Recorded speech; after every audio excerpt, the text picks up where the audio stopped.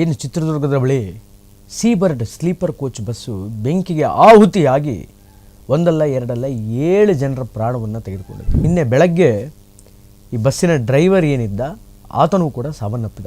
ಎಲ್ಲ ಬಸ್ಗಳಲ್ಲೂ ಆಕ್ಸಿಡೆಂಟ್ ಆಗುತ್ತೆ. ಆದರೆ ಇಷ್ಟು ದೊಡ್ಡ ಪ್ರಮಾಣದ ಬೆಂಕಿ ಹತ್ತೋದಕ್ಕೆ ಕಾರಣ ಏನು? ರಾಶಿ ರಾಶಿ ಆಯಿಲ್ ಕಂಟೈನರ್ಗಳು, ಆಯಿಲ್ ಬಾಟಲ್ಗಳು ಸೀಬರ್ಡ್ ಬಸ್ಸಿನೊಳಗೆ ಸಿಕ್ಕಿದ್ದು ದೊಡ್ಡ ವಿಷಾದನೀಯ ವಿಚಾರ. ದುಡ್ಡು ಬರುತ್ತೆ ಅಂತ ಗೊತ್ತಾದ ತಕ್ಷಣ ಏನು ಬೇಕಾದರೂ ಪ್ರಯಾಣಿಕರು ಪ್ರಯಾಣ ಮಾಡುವಂತಹ ಬಸ್ನಲ್ಲಿ ಏನು ಬೇಕಾದರೂ ಕೂಡ ಹಾಕ್ಕೊಂಡು ಹೋಗ್ತಾರೆ. ಇವರ ಉದ್ದೇಶ ಏನು? ಪ್ರಯಾಣಿಕರನ್ನು ಕರೆದುಕೊಂಡು ಹೋಗಿ ಆ ಸ್ಥಳಕ್ಕೆ ಸೇಫಾಗಿ ತಲುಪಿಸೋದಾ? ಈ ಥರದ ಗೂಡ್ಸ್ಗಳನ್ನು ಹಾಕ್ಕೊಂಡು ಹೋಗಿ ಆ ಗೂಡ್ಸ್ಗಳನ್ನು ಸೇಫಾಗಿ ತಲುಪಿಸೋದ? ದುಡ್ಡು ಮಾಡ್ಕೊಳ್ಳೋದು ಆಸೆ ಬಿಡ್ರಿ. ಬರೋರೇನು ಪುಕ್ಕಟೆ ಬರೋಲ್ಲ. ನಿಮ್ಮ ಬಸ್ಸಲ್ಲಿ ದುಡ್ಡು ಕೊಟ್ಟೇ ಬರ್ತಾರೆ. ಅದರಿಂದ ಬಿಸ್ನೆಸ್ ಮಾಡಿ. ಅದನ್ನು ಬಿಟ್ಟು ಅತ್ಯಾಸೆ ಯಾಕೆ ನಿಮಗೆ? ಪ್ಯಾಸೆಂಜರ್ಗಳ ಜೀವನ ಜೊತೆ ಚೆಲ್ಲಾಟ ಆಡುವಂತಹ ಮನಸ್ಥಿತಿ ಯಾಕೆ ನಿಮಗೆ? ಯಾಕೆ ಬೇಕು ನಿಮಗೆ? ನಮಸ್ಕಾರ, ರೆಬಲ್ ಟಿವಿ ವಿಶೇಷ ಕಾರ್ಯಕ್ರಮಕ್ಕೆ ಸ್ವಾಗತ. ನಾನು ಶ್ರೀನಿವಾಸ್ ವೈದ್ಯ. ಡಿಸೆಂಬರ್ 25ನೇ ತಾರೀಕು ಬೆಳಗಿನ ಜಾವ ಏನು ಚಿತ್ರದುರ್ಗದ ಬಳಿ ಸೀಬರ್ಡ್ ಸ್ಲೀಪರ್ ಕೋಚ್ ಬಸ್ಸು ಬೆಂಕಿಗೆ ಆಹುತಿಯಾಗಿ ಒಂದಲ್ಲ ಎರಡಲ್ಲ 7 ಜನರ ಪ್ರಾಣವನ್ನು ತೆಗೆದುಕೊಂಡಿದೆ. 7 ಜನ ನೋಡ್ತಾ ಇದ್ದ ಹಾಗೆ ಸ್ಥಳದಲ್ಲಿಯೇ ಸುಟ್ಟು ಭಸ್ಮೀಭೂತವಾಗಿದ್ದಾರೆ. ಇಂತಹ ಇನ್ಸಿಡೆಂಟ್ ಆಗಬಾರ್ದಿತ್ತು, ಆದರೆ ದುರ್ದೈವವಶಾತ್ ಇಂತಹ ಇನ್ಸಿಡೆಂಟ್ ಆಯಿತು. ಅನೇಕ ಜನ ಅಮಾಯಕರು ಪ್ರಾಣ ಕಳೆದುಕೊಂಡರು. ಅನೇಕರಿಗೆ ತೀವ್ರವಾದಂತಹ ಗಾಯ ಆಗಿದೆ. ಒಟ್ಟು 33 ಜನ ಆ ಬಸ್ನಲ್ಲಿ ಪ್ರಯಾಣ ಮಾಡ್ತಾಯಿದ್ರು. ಅದರಲ್ಲಿ ಹತ್ರ ಒಂದು 23 ಜನ ತೀವ್ರವಾಗಿ ಗಾಯಗೊಂಡಿದ್ದಾರೆ. ಅವರನ್ನೆಲ್ಲ ಆಸ್ಪತ್ರೆಗೆ ದಾಖಲು ಮಾಡಲಾಗಿದೆ. ಅಲ್ಲಿ ಅವರು ಚಿಕಿತ್ಸೆಯನ್ನು ಪಡೆದುಕೊಳ್ತಾ ಇದ್ದಾರೆ. ಬಟ್ ಸ್ಥಳದಲ್ಲಿಯೇ 6 ಜನ ಸಾವನ್ನಪ್ಪಿದರು. ತದನಂತರದಲ್ಲಿ ನಿನ್ನೆ ಬೆಳಗ್ಗೆ ಈ ಬಸ್ಸಿನ ಡ್ರೈವರ್ ಏನಿದ್ದ ಆತನೂ ಕೂಡ ಸಾವನ್ನಪ್ಪಿದ. ಆ ಕಡೆಯಿಂದ ಈ ಕಂಟೈನರ್ ಬಂದು ಜೋರಾಗಿ ಸೀಬರ್ಡ್ ಬಸ್ಸಿನ ಡೀಸೆಲ್ ಟ್ಯಾಂಕಿಗೆ ಡಿಕ್ಕಿ ಹೊಡೆದ ಪರಿಣಾಮ ಅತಿ ವೇಗವಾಗಿ ಬೆಂಕಿ ಹತ್ಕೊಂಡು ನೋಡ್ತಾ ಇದ್ದ ಹಾಗೆ ಬಸ್ಸು ಉರಿದು ಹೋಗಿಬಿಡ್ತು. ಒಂದಿಷ್ಟು ಜನ ಅದೃಷ್ಟವಶಾತ್ ಪ್ರಾಣಾಪಾಯದಿಂದ ಪಾರಾಗಿದ್ದಾರೆ. ಬೆಂಕಿ ಬೀಳ್ತಾ ಇದೆ ಅಂತ ಗೊತ್ತಾದ ತಕ್ಷಣ ಬಸ್ ಆಕ್ಸಿಡೆಂಟ್ ಆಗಿದೆ ಅನ್ನುವಂಥದ್ದು ಮನವರಿಕೆ ಆದ ತಕ್ಷಣ ಬಸ್ಸಿನಿಂದ ಹೆಂಗೋ ಜಿಗಿದಿದ್ದಾರೆ. ಅದೃಷ್ಟವಶಾತ್ ಅದು ನಾನ್ AC ಬಸ್ಸು. AC ಬಸ್ ಆಗಿದ್ದಿದ್ದರೆ ಈ ವಿಂಡೋಸ್ಗಳೆಲ್ಲ ಕಂಪ್ಲೀಟಾಗಿ ಸೀಲ್ಡ್ ಆಗಿರೋದು, ಕೆಳಗಡೆ ಬರೋದಕ್ಕೂ ಕೂಡ ಜಾಗ ಇರಲಿ. ನಾನ್ AC ಬಸ್ ಆಗಿರೋದ್ರಿಂದ ಕಿಟಕಿಯಿಂದ, ಬಾಗಿಲಿಂದ, ಮಗದೊಂದು ಎಲ್ಲಿ ಜಾಗ ಸಿಗುತ್ತೋ ಅಲ್ಲಿಂದ ಹೊರಗಡೆ ದೂರ್ಕೊಂಡು ಪ್ರಾಣವನ್ನು ಕಾಪಾಡಿಕೊಂಡಿದ್ದಾರೆ. ಅನೇಕರಿಗೆ ಈ ಬೆಂಗಳೂರಿನಿಂದ ತಮ್ಮ ಊರಿಗೆ ಹೋಗಬೇಕಾದ್ರೆ most of the people prefer ಮಾಡೋದು ಈ ಸ್ಲೀಪರ್ ಕೋಚ್ ಬಸ್ಗಳು. ಆದರೆ ಈಗ ಈ ಸ್ಲೀಪರ್ ಕೋಚ್ ಬಸ್ಗಳಲ್ಲಿ ಟ್ರಾವೆಲ್ ಮಾಡಬೇಕು ಅಂತಂದರೆ ಒಂದು ದಿಗಿಲು, ಒಂದು ಬುಗುಲು ಅನ್ನುವಂಥದ್ದು ಪ್ರಾರಂಭ ಆಗಿಬಿಟ್ಟಿದೆ. ಯಾಕಂತಂದರೆ ಇಂತಹ ಇನ್ಸಿಡೆಂಟ್ಗಳು ನಡೆದ ಮೇಲೂ ಕೂಡ ಅದು ಯಾವ ಧೈರ್ಯದ ಮೇಲೆ ಆ ಸ್ಲೀಪರ್ ಕೋಚ್ ಬಸ್ಗಳನ್ನು ಹತ್ತಾರೆ. ಆದರೆ ಈ ಚಿತ್ರದುರ್ಗದ ಅಪಘಾತದ ಹಿಂದೆ ಒಂದು ಬಿಗ್ಗೆಸ್ಟ್ ಟ್ವಿಸ್ಟ್ ಅನ್ನುವಂಥದ್ದು ಸಿಕ್ಕಿದೆ. ಅರೆ, ಎಲ್ಲ ಬಸ್ಗಳಿಗೂ ಆಕ್ಸಿಡೆಂಟ್ ಆಗುತ್ತೆ ಸ್ವಾಮಿ, ಎಲ್ಲ ಬಸ್ಗಳಲ್ಲೂ ಆಕ್ಸಿಡೆಂಟ್ ಆಗುತ್ತೆ. ಆದರೆ ಇಷ್ಟು ದೊಡ್ಡ ಪ್ರಮಾಣದ ಬೆಂಕಿ ಹತ್ತೋದಕ್ಕೆ ಕಾರಣ ಏನು? ಡೀಸೆಲ್ ಟ್ಯಾಂಕ್ಗಳು ಅಷ್ಟು ಬೇಗ ಬ್ಲಾಸ್ಟ್ ಆಗಿಬಿಡುತ್ತಾ? ಅಥವಾ ಈ ಹಿಂದೆ ಯಾವುದೇ ವಾಹನಗಳು ಡೀಸೆಲ್ ಟ್ಯಾಂಕರ್ಗಳಿಗೆ ಡಿಕ್ಕಿ ಹೊಡ್ಕೊಂಡಿಲ್ವಾ? ಅವುಗಳಲ್ಲಿ ಯಾಕೆ ಇಷ್ಟು ದೊಡ್ಡ ಪ್ರಮಾಣದ ಬೆಂಕಿ ಸ್ಫೋಟಕ ಆಗಿಲ್ಲ? ಬಟ್ ಇಲ್ಲಿ ಯಾಕಾಯಿತು? ಇಲ್ಲಿ ಯಾಕೆ ಸಡನ್ ಆಗಿ ಸ್ಪಾಂಟೇನಿಯಸ್ ಆಗಿ ಬೆಂಕಿ ಹತ್ತಿಬಿಡ್ತು? ಇಡೀ ಬಸ್ಸು ಸುಟ್ಟು ಕರಕಲಾಗುವಷ್ಟು ಬೆಂಕಿ ಯಾಕೆ ಹತ್ತಿತು ಅನ್ನುವಂತಹ ವಿಚಾರಕ್ಕೆ ಒಂದು ದೊಡ್ಡ ತಿರುವು ಸಿಕ್ಕಿದೆ, ಒಂದು ದೊಡ್ಡ ಟ್ವಿಸ್ಟ್ ಸಿಕ್ಕಿದೆ. ಅದೇನು ಅಂತಂದರೆ, ಬಸ್ ಆಕ್ಸಿಡೆಂಟ್ ಆದಮೇಲೆ ಅಗ್ನಿಶಾಮಕ ದಳದವರು ಆ ಬಸ್ಸಿನ ಏನು ಛಿದ್ರವಾದಂತಹ ಪಾರ್ಟ್ಸ್ಗಳೇನಿರುತ್ತೆ ಅದನ್ನೆಲ್ಲ ತಣ್ಣಗಾಗಿಸಿ ಅದನ್ನು ಸ್ವಚ್ಛಗೊಳಿಸುವಂತಹ ಸಂದರ್ಭದಲ್ಲಿ ರಾಶಿ ರಾಶಿ ಆಯಿಲ್ ಕಂಟೈನರ್ಗಳು, ಆಯಿಲ್ ಬಾಟಲ್ಗಳು ಸೀಬರ್ಡ್ ಬಸ್ಸಿನೊಳಗೆ ಸಿಕ್ಕಿದ್ದು ದೊಡ್ಡ ವಿಷಾದನೀಯ ವಿಚಾರ. ರಾಶಿಗಳ ಗಟ್ಟಲೆ ಆಯಿಲ್ ಬಾಟ್ಲಿಗಳು, ಆಯಿಲ್ ಕಂಟೈನರ್ಗಳು ಸಿಕ್ಕಿದೆ ಸೀಬರ್ಡ್ ಬಸ್ಸಲ್ಲಿ. ಈ ಪ್ರೈವೇಟ್ ಬಸ್ಗಳು ಮಾಡುವಂತಹ one of the worst thing ಏನಂದರೆ ಇದೆ. ಅದಕ್ಕೆ ಪರ್ಮಿಷನ್ ಇರುತ್ತೋ ಇಲ್ವೋ ಗೊತ್ತಿಲ್ಲ, ಅದಕ್ಕೆ ಪ್ರಿಕಾಷನ್ಸ್ ತಗೋಬೇಕಿಲ್ವೋ ಗೊತ್ತಿಲ್ಲ. ದುಡ್ಡು ಬರುತ್ತೆ ಅಂತ ಗೊತ್ತಾದ ತಕ್ಷಣ ಏನು ಬೇಕಾದರೂ ಪ್ರಯಾಣಿಕರು ಪ್ರಯಾಣ ಮಾಡುವಂತಹ ಬಸ್ನಲ್ಲಿ ಏನು ಬೇಕಾದರೂ ಕೂಡ ಹಾಕ್ಕೊಂಡು ಹೋಗ್ತಾರೆ. ಒಂದು ವೇಳೆ ಏನಾದರೂ ಆ ಆಯಿಲ್ ಬಾಕ್ಸ್ಗಳು, ಆ ಆಯಿಲ್ ಕಂಟೈನರ್ಗಳು ಇರಲಿಲ್ಲ ಅಂತಂದರೆ, ಆ ಆಯಿಲ್ ಬಾಟ್ಲ್ಗಳು ಇರಲಿಲ್ಲ ಅಂತಂದರೆ ಇಷ್ಟು ದೊಡ್ಡ ಪ್ರಮಾಣದ ಬೆಂಕಿ ಅನಾಹುತ ಅಂತಕ್ಕಂಥದ್ದು ಆಗ್ತಾನೇ ಇರಲಿಲ್ಲ. 7 ಜನರ ಜೀವ ತೆಗೆದುಕೊಂಡು ಬಿಡ್ತಾಳ್ರಿ ಈ ಅಪಘಾತ. ಈ ಸೀಬರ್ಡ್ ಬಸ್ ಅವರಿಗೆ ಅದು ಯಾರು ಪರ್ಮಿಷನ್ ಕೊಟ್ಟರು? ಆ ಆಯಿಲ್ ಬಾಟ್ಲ್ಗಳನ್ನು ಸರಬರಾಜು ಮಾಡೋದಕ್ಕೆ, ಟ್ರಾನ್ಸ್ಪೋರ್ಟ್ ಮಾಡೋದಕ್ಕೆ ಯಾರು ಪರ್ಮಿಷನ್ ಕೊಟ್ಟರು? ಇವತ್ತು ಕೆಲವು ಪ್ರೈವೇಟ್ ಸ್ಲೀಪರ್ ಕೋಚ್ ಬಸ್ಸಸ್ಗಳೆಲ್ಲ ಹೆಂಗಾಗ್ಬಿಟ್ಟಿದೆ ಅಂತಂದರೆ ಗೂಡ್ಸ್ ಗಾಡಿಗಳಾದಂಗೆ ಆಗಿಬಿಟ್ಟಿದೆ. ಈ ಒಳಗಡೆ ಪ್ಯಾಸೆಂಜರ್ಗಳು ಇರ್ತಾರಲ್ಲ, ಅವರು ಕೇವಲ ನೆಪ ಮಾತ್ರ ಅಷ್ಟೇ, ನೆಪ ಅವರು. ಅವ್ರ ನೆಪದಲ್ಲಿ ಇವರಿಗೆ ತಮಗೇನು ವಸ್ತುಗಳನ್ನು ಸಾಗಿಸಬೇಕು ಆ ವಸ್ತುಗಳನ್ನು ಸಾಗಿಸ್ತಾರೆ. ಇನ್ನೂ ಕೆಲವು ಅದ್ಭುತವಾದಂತಹ ಬಸ್ಗಳಿದೆ ಅಷ್ಟೇ.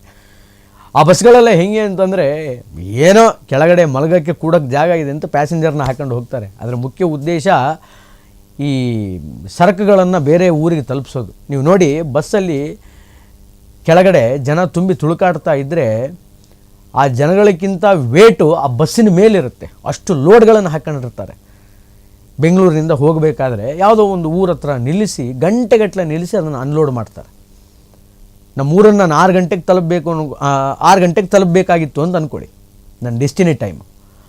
ಆ ಅನ್ಲೋಡ್ ಮಾಡೋದಕ್ಕೆ 1.5 ಗಂಟೆ ತೆಗೆದುಕೊಳ್ಳೋದಲ್ಲ, ಅದು 1 ಅವರ್ ಲೇಟ್ ಆಗುತ್ತೆ ನಾನು ಊರಿಗೆ ಹೋಗೋದಕ್ಕೆ, ನಾನು ಊರು ಮುಟ್ಟೋದಕ್ಕೆ. 6 ಗಂಟೆಗೆ ಹೋಗಬೇಕಾದವನು 7-7:30 ತನಕ ಹೋಗ್ತೀವಿ. ಅಂದರೆ ಇವರ ಉದ್ದೇಶ ಏನು? ಪ್ರಯಾಣಿಕರನ್ನು ಕರೆದುಕೊಂಡು ಹೋಗಿ ಆ ಸ್ಥಳಕ್ಕೆ ಸೇಫಾಗಿ ತಲುಪಿಸೋದಾ, ಅಥವಾ ಈ ಥರದ ಗೂಡ್ಸ್ಗಳನ್ನು ಹಾಕ್ಕೊಂಡು ಹೋಗಿ ಆ ಗೂಡ್ಸ್ಗಳನ್ನು ಸೇಫಾಗಿ ತಲುಪಿಸೋದಾ? ಎಸ್ಪೆಷಲಿ ಎಂತಹ ಗೂಡ್ಸ್ಗಳದು? ಹೌದಪ್ಪ, ಬಟ್ಟೆ ಬರೆ ಮತ್ತೊಂದು ಮಗದೊಂದು ಆ ಥರದ್ದು ಏನಾದರೂ ಹಾಕ್ಕೊಂಡು ಹೋದರೆ ಓಕೆ, ಒಪ್ಕೊಳ್ಳೋಣ. ಆಯಿಲ್ ಬಾಟ್ಲುಗಳು ಅಥವಾ ಈ ಫೈರಿಗೆ ಸಂಬಂಧಪಟ್ಟಂತಹ ಅಥವಾ ಅಗ್ನಿಗೆ ಬಹಳ ಬೇಗ ಕನೆಕ್ಟ್ ಆಗುವಂತಹ ವಸ್ತುಗಳು, ಎಲೆಕ್ಟ್ರಾನಿಕ್ ಡಿವೈಸ್ಗಳು, ಈ ತರಹಗಳನ್ನೆಲ್ಲ ಬಸ್ಸಲ್ಲಿ ಹಾಕ್ಕೊಂಡು ಹೋಗೋದು ಎಷ್ಟರ ಮಟ್ಟಿಗೆ ಸಮಂಜಸ? ಬಸ್ಸು ಅಷ್ಟು ದೊಡ್ಡ ಪ್ರಮಾಣಕ್ಕೆ ಬೆಂಕಿ ಹತ್ತಿ ಉರಿಯೋದಕ್ಕೆ ಏಕೈಕ ಕಾರಣ ಅಂದರೆ ಅದು ಇದೆ.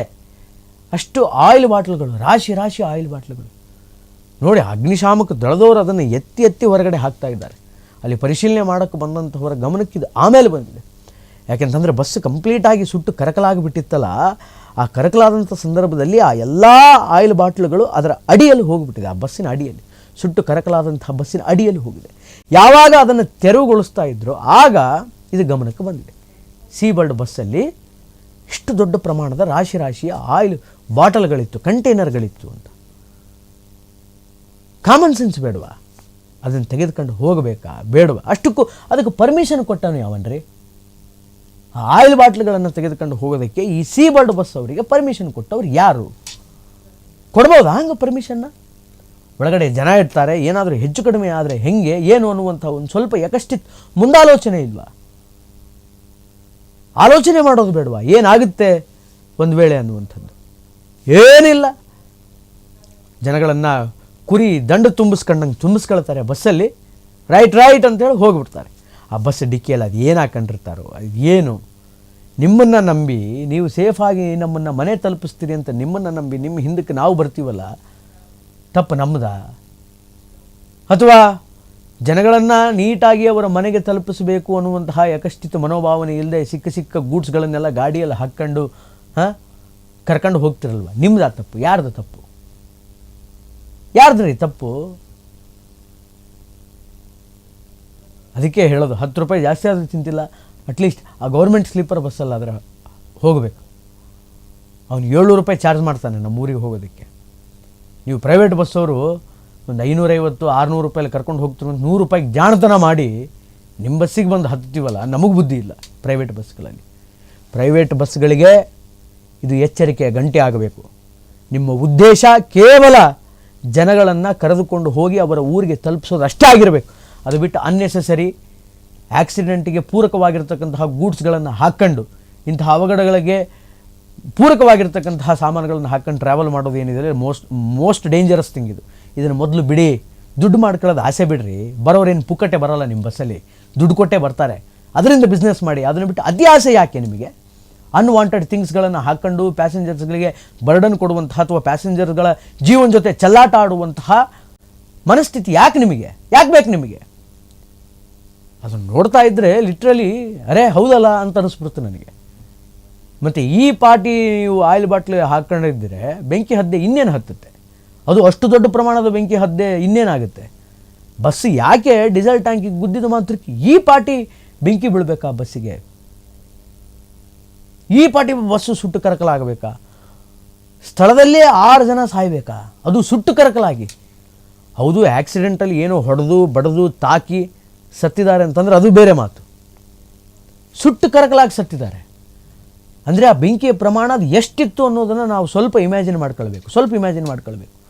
ಯಾಕೆ ಇಮ್ಯಾಜಿನ್ ಮಾಡ್ಕೊಳ್ಬೇಕು ಅಂತಂದರೆ ಅದರಲ್ಲಿ ಎಷ್ಟು ಆಯಿಲ್ ಬಾಟ್ಲುಗಳಿತ್ತು ಅನ್ನುವಂತಹ ವಿಡಿಯೋ ಈಗ ವೈರಲ್ ಆಗ್ತಾಯಿದೆ. ಆಯಿಲ್ ಕಂಟೈನರ್ಗಳು ಎಷ್ಟಿತ್ತು ಅನ್ನೋದು ವೈರಲ್ ಆಗ್ತಾ ಇದೆ. ಮತ್ತು ಅಷ್ಟು ಆಯಿಲ್ ಇಟ್ಕೊಂಡ್ರೆ ಆ ಪ್ರಮಾಣಕ್ಕೆ ಬೆಂಕಿ ಬರಲ್ವಾ? ಆದ್ದರಿಂದ ಈಗ ಒಂದು ದೊಡ್ಡ ಟ್ವಿಸ್ಟ್ ಸಿಕ್ಕಿದೆ.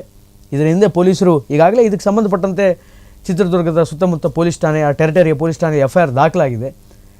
ಹೋಗ್ತಾರೆ, ಇನ್ನೇನು ಆ ಸೀ ವರ್ಲ್ಡ್ ಬಸ್ಸನ್ನು ಓನರ್ ಯಾರಿದ್ದಾನೆ ಅವನ್ನೆಲ್ಲ ಹುಡ್ಕೊಂಡು ಹೋಗ್ತಾರೆ. ಆ ಟ್ರಾವೆಲರ್ಸ್ ಏಜೆನ್ಸಿಗಳೆಲ್ಲ ಪೊಲೀಸರು ಹೋಗ್ತಾರೆ. ನೀ ಹೆಂಗೆ ಗುರು ಪರ್ಮಿಷನ್ ಕೊಟ್ಟು ಆಯಿಲ್ ಬಾಟ್ಲ್ ತಗೊಳ್ಳೋಕ್ಕೆ?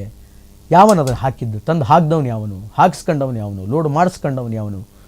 ಇನ್ಫ್ಯಾಕ್ಟ್ ಡ್ರೈವರ್ಗಳೇ 100, 200 ರೂಪಾಯಿ ಆಸೆಗೆ, 300 ರೂಪಾಯಿ ಆಸೆಗೆ ಇದನ್ನು ಮಾಡಿರ್ತಾರೆ. ಆದರೆ ಇವತ್ತು ಆ ಡ್ರೈವರ್ನ ಪರಿಸ್ಥಿತಿ ಏನಾಯಿತು? 300 ರೂಪಾಯಿಗೆ ಆಸೆ ಬಿದ್ದು ಸಾವು ಬದುಕಿನ ಮಧ್ಯೆ ಹೋರಾಟ ಮಾಡಿ ತನ್ನ ಪ್ರಾಣ ಕಳ್ಕಂಡ ನಿನ್ನೆ ಅವನು. ಇದೇ ಸೀ ವರ್ಲ್ಡ್ ಬಸ್ಸಿನ ಡ್ರೈವರ್. ಅದೃಷ್ಟವಶಾತ್ ಆ ಕ್ಲೀನರ್ನ ಅದೃಷ್ಟ ಚೆನ್ನಾಗಿತ್ತು, ಅವನು ಬಸ್ಸಿಂದ ಜಿಗಿದ, ಏನೋ ಬದುಕಂಡ. 300 ರೂಪಾಯಿಗೆ, 400 ರೂಪಾಯಿಗೆ, 500 ರೂಪಾಯಿಗೆ ಆಸೆ ಬಿದ್ದು ಇಂತಹ ಪರಿಸ್ಥಿತಿಯನ್ನು ತಂದಿಟ್ಕೊಳ್ಬೇಡಿ. ಕೇವಲ ನೀವಷ್ಟೇ ಅಲ್ಲ, ನಿಮ್ಮನ್ನು ನಂಬಿ ಬಸ್ಸಲ್ಲಿ ಮಲಗಿದಂಥವ್ರು, ಟ್ರಾವೆಲ್ ಮಾಡ್ತಾ ಇರ್ತಕ್ಕಂಥವ್ರು, ಅವ್ರ ಲೈಫ್ ಕೂಡ ಹಾಳಾಗುತ್ತೆ, ಅವರು ಕೂಡ ಸಾಯಬೇಕಾಗುತ್ತೆ. ಇಂತಹ ಪರಿಸ್ಥಿತಿ ಮತ್ತೆ ಮರುಕಳಿಸದಿರಲಿ. ಆದ್ದರಿಂದ ಪ್ರೈವೇಟ್ ಬಸ್ ಡ್ರೈವರ್ಗಳಿಗೆ ವಿನಂತಿ ಏನು ಅಂದರೆ, ವಿನಂತಿ ಅಲ್ಲ, ವಾರ್ನಿಂಗೇ ಇದು. ವಿನಂತಿ ನೀವೆಲ್ಲ ವಿನಂತಿಗೆ ಬಗ್ಗೋರಾಗಿದ್ದರೆ ಇಂತಹವುಗಳಿಗೆ ಯಾಕೆ ಆಗ್ತಿತ್ತು? ಒಂದು ಸ್ವಲ್ಪ ಮೈ ಮೇಲೆ ಎಚ್ಚರ ಇರಲಿ.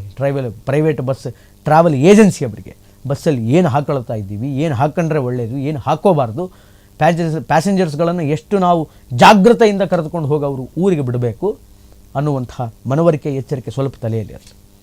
ಒಟ್ಟಾರೆಯಾಗಿ ಇದು ಈ ಹೊತ್ತಿನ ವಿಶೇಷ. ನಿರಂತರ ಸುದ್ದಿಗಾಗಿ ನೋಡ್ತಾ ಇರಿ ರೆಬಲ್ TV. ನಮಸ್ಕಾರ.